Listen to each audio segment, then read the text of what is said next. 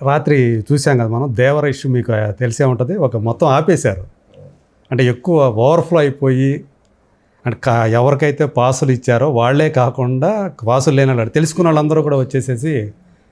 అది ఎంత కష్టమైందండి. నాకు ఎవరో ఫ్రెండ్స్ నాకు ఎప్పుడు ఎవరు అడిగారు 3 పాసులు కావాలని అడిగారు. నేను అడిగితే నాకు ఎవరు ఇవ్వలేదు. అంటే ఎవరిని అడిగాను, నేను ఛాంబర్లో ఎవరికో చెప్పాను, దొరకలే పాసులు. తర్వాత రాత్రి ఫోన్ చేసి వాళ్ళకి టీవీలో స్క్రోల్ చేసి క్యాన్సిల్ అయిపోయింది, పాస్ లేదని బాధపడొద్దని చెప్పి వాళ్ళకి. అంటే వాళ్ళంతా బేసిక్ ప్రాబ్లం ఏంటంటే వాళ్ళంతా వాళ్ళే ఆంధ్ర వాళ్ళకి అనుకుంటా. మేము గుడివాడల దగ్గర అప్పుడు ఊర్లో వెళ్ళాము. ఆ రోజే భయం వేసింది నాకు, మనం ఇటువంటి ఫంక్షన్లు చేయటం ఎంతవరకు కరెక్టు. ఆ రోజు 2-3 చచ్చిపోయారు అనుకున్నాం ఆ ఊళ్ళో.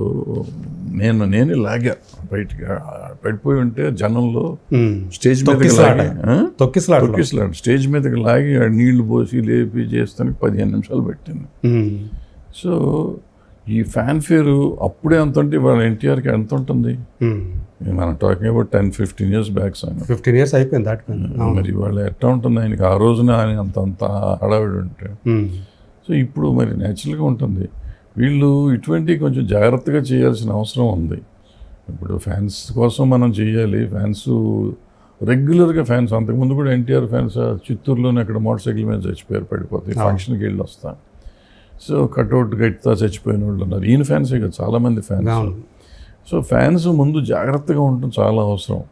ఇప్పుడు టీవీలు ఇంతకు ముందంటే మనకి ఏమి ఉండేది కదా, అక్కడే కావాలనుకునే వాళ్ళం. కాబట్టి ఇప్పుడు ఇంత ఛాన్స్ వచ్చింది కాబట్టి. రాత్రి కూడా పాసులు ఎవరికైతే లేవో వాళ్ళ లోపల పంపించలేదని వాళ్ళు ఫర్నిచర్ అక్కడ మొత్తం అద్దాలు ధ్వంసం చేసేసారంట. మామూలుగా చేస్తూ ఉంటారు. ఇప్పుడు ఫ్యాన్స్ అనే వాళ్ళకి హక్కు ఉందనుకుంటారు వీళ్ళు.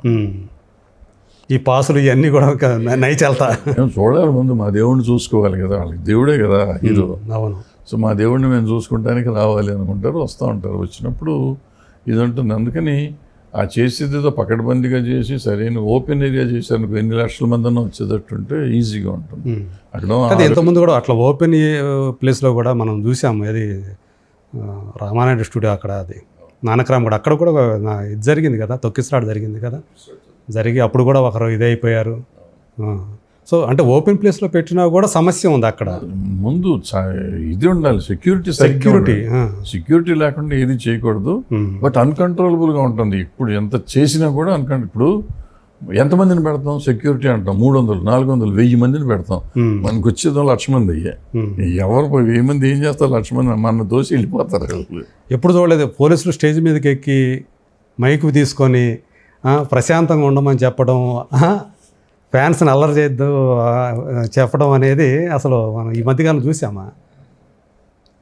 సో ఇలాంటి, అంటే ఇప్పుడు ఇది చూసిన తర్వాత అసలు ప్రీ రిలీజ్ ఈవెంట్లు పెట్టాలంటేనే భయపడే పరిస్థితి వచ్చేస్తున్నట్టు ఉంది. అదేం లేదు. ఇప్పుడు మనకి ప్రాబ్లం ఏంటంటే ప్రీ రిలీజ్ ఈవెంట్ అనేటప్పటికీ మనం దాన్ని ఎక్కువ చెయ్యాలి. అందులో 3 ఏళ్ల నుంచి ఆయన సినిమా రిలీజ్ అవ్వాలి, వాళ్ళకి అది ఒక ఉంటుంది, ఆయన వస్తాడు చూద్దాం అనేది ఉంటుంది. సో ఈ ప్రమోట్ చేయకపోతే బాగోదు, ప్రమోట్ చేస్తే ఇట్ అవుతుంది.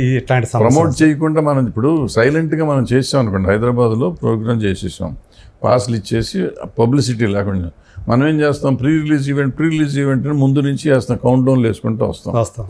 ఒకరోజు ముందు ఇవాళ ప్రోగ్రామ్ అనుకోండి, రాత్రి 10ంటికి పెడితే సోషల్ మీడియా ఊరికే వచ్చేస్తుంది, పొద్దుటే తెలుస్తుంది. బయలుదేరి వస్తానికి కూడా సగం మంది more than 50% వచ్చేవారు కాదు. అవును. రాత్రి పెడితే పొద్దున వస్తే టీవీలో మర్నాడు టీవీలో చూసుకునేవారు, లేకపోతే లైవ్ పెడతాం కాబట్టి లైవ్ టీవీలో చూసుకునేవారు. అదే ముందు చెప్పలేదని తిట్టుకునేవారు కానీ చూసేవారు. సో ఇటువంటి జాగ్రత్తలు కొన్ని జాగ్రత్త ఇదని కాదు, ఇటువంటి ఏదైనా తీసుకుని ఏదైనా చేసుకుంటే బాగుంటుంది తప్ప లైవ్లు పెడితే డెఫినెట్గా ఇదే ప్రాబ్లం ఉంటుంది ఫ్యాన్స్తో. వాళ్ళ జీవితాలతో మనం ఆడుకుంటానికి మనకు హక్కు లేదు. వాళ్ళు మన ఎంత ప్రేమించి మన కోసం చచ్చిపోతానికి తయారైన మనుషుల్ని మనం ఇటువంటి పెడితే పాపం వాళ్ళు చూద్దామనే తాపత్రయం ఉంటుంది. అభిమానం కొద్దీ వస్తారు వాళ్ళు. అదే అప్పుడు వాళ్ళని అదుపు చేయడం అనేది కష్టమైపోతూ ఉంటుంది. వాళ్ళని కొట్టలేము, తిట్టలేము, లాఠీ చార్జ్ చేస్తే మళ్ళీ మనకే బాధ. లాఠీ చార్జ్ కూడా జరిగింది రాత్రి. ఇవన్నీ మనకి బాధే కదా. చూస్తా మన పిల్లల్ని మన ముందు కొడతా ఉంటే మనకి బాధ, విన్నా కూడా బాధే కదా, హీరోలు బాధపడతారు కదా. అవును. ఇవన్నీ చాలా కష్టమైంది, జాగ్రత్తగా ఉండాలి.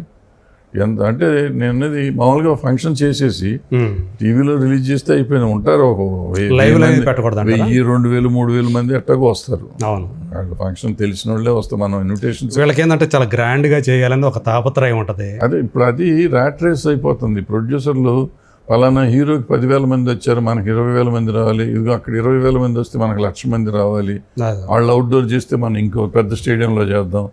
ఇట్లా మన ర్యాట్ రేస్ లాగా చేసుకుని హీరోలను ఇంప్రెస్ చేయడానికి ప్రొడ్యూసర్లు చేస్తున్నారు కదా. అంటే ప్రొడ్యూసర్లు తప్పని నేను అంటలేదు. ఎవరికి వాళ్ళకి తన సినిమా బాగుండాలి, ప్రమోట్ అవ్వాలనే తాపత్రయంలో వాళ్ళు కొన్ని తెలిసి తెలియక చేసే తప్పులు అంతకంటే ఏం లేదు. అంటే జాగ్రత్తగా చేసుకుంటే తప్పేం లేదు, ఎన్నన్నా చేయొచ్చు. ఎంతోమంది ఈవెంట్లు చేస్తున్నారు, బ్రహ్మాండంగా చేయట్లేదు. అవును, సో ఈవెంట్ జాగ్రత్తగా చేసుకుంటే అంటే సెక్యూరిటీ అనేది బాగా టైటన్ చేసింది చేయాలి.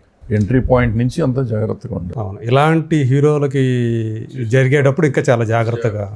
అంటే గతంలో మనకు అనుభవాలు ఉన్నప్పటికీ కూడా తగినంత మరి ఈ విషయంలో సెక్యూరిటీలో శ్రద్ధ తీసుకుంది. ఎంతసేపుగా అయినా కానీ హీరోలకి ఫ్యాన్స్ అంటే ప్రాణం. అవును, వాళ్ళు దాని మీద స్ట్రిక్ట్గా చేయమని చెప్పలేరు. వాళ్ళు చూసి చూడనట్టు ఉండండి అనే లెవెల్లోనే ఉంటారు వాళ్ళు. వాళ్ళని కాదని వీళ్ళు చేయలేరు. సో వాళ్ళని కాదని చేయలేకపోతే ఇట్లాగే జరుగుతూ ఉంటాయి. రైట్, థ్యాంక్ యూ అన్నయ్య. ఇంకా లాస్ట్ ఒక్క పాయింట్, హైడ్రా కూల్చివేళ్తుంది అనేది దీని గురించి ఏం చెప్తారంటే, మనం చూస్తామంటే కొన్ని చాలా హృదయ విదారకంగా కనిపిస్తూ ఉన్నాయి. సో ఒక తండ్రి ఒక కూతురు వాళ్ళిద్దరూ కూడా రోధిస్తూ ఉంటారు. అంటే వీళ్ళు కూల్చివేసినవి కొన్ని. ఇక్కడ అంటే మంచి విషయమే, ఇక్కడ చెరువుల్ని కబ్జా చేసి అక్కడ కట్టడాలు కట్టిన వాటిని నిర్మూలించడం అనేది, తీసేయడం అనేది మంచి పనే. కానీ ఇక్కడ ఏం జరుగుతూ ఉంది, ఒక సామాన్లు ఎంతో కష్టపడి సంపాదించుకున్న డబ్బు, అది బఫర్ జోనా, FTLా ఏమీ తెలియదు వాళ్ళకి.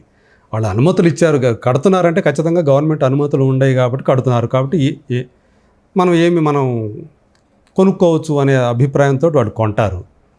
ఇప్పుడు ఎన్ని సంవత్సరాల తరబడో కష్టపడి కూడా పెట్టుకుంది.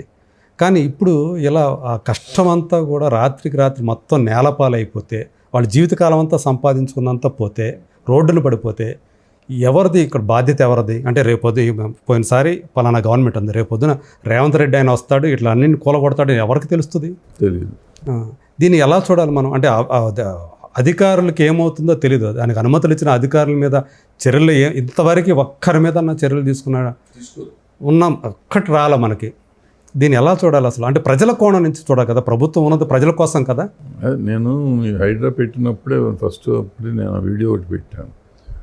దాంట్లో నేనేమన్నానంటే, ఈ మనకి అసలు మీకు ఫస్ట్ ఈ ఏమంటారు వీటిని రీహాబిలిటేషన్, మెడ్రాస్లో సింగిల్ బెడ్రూమ్, డబుల్ బెడ్రూమ్ కట్టేవారు మొదట్లో. ఎవరైతే నిరాశ్రయులు అవుతారు అక్కడ ఇట్లా ఆక్యుపై చేస్తారు కదా, స్లమ్ క్లియరెన్స్ కింద చేసేవారు అప్పట్లో. స్లమ్స్ అంటే ఆక్యుపై చేసిన ల్యాండ్. అవును, ఆక్యుపై చేసినా కానీ పాపం నువ్వు చెప్పినట్టు అక్కడ ఇక్కడ సంపాదించిందంతా తీసుకొచ్చి దాంట్లో పెట్టుకుని ఆ స్లమ్లో 50 గజాలు వాళ్ళు అమ్ముతారు. నాలాంటి రౌడీ ఒకటి చూసి 50 గజాలని అగ్రిమెంట్ మాత్రం ఉంటాయి, అంతే. ఒకటి కాగితం ఇస్తారు, ఇస్తే ఆ 50 గజాలకి నాకు 5,000, 10,000 ఇస్తే వాళ్ళు తీసుకుని కట్టుకుంటే గవర్నమెంట్ వాళ్ళకి పవరు, వాటరు అన్నీ సప్లై చేస్తుంది.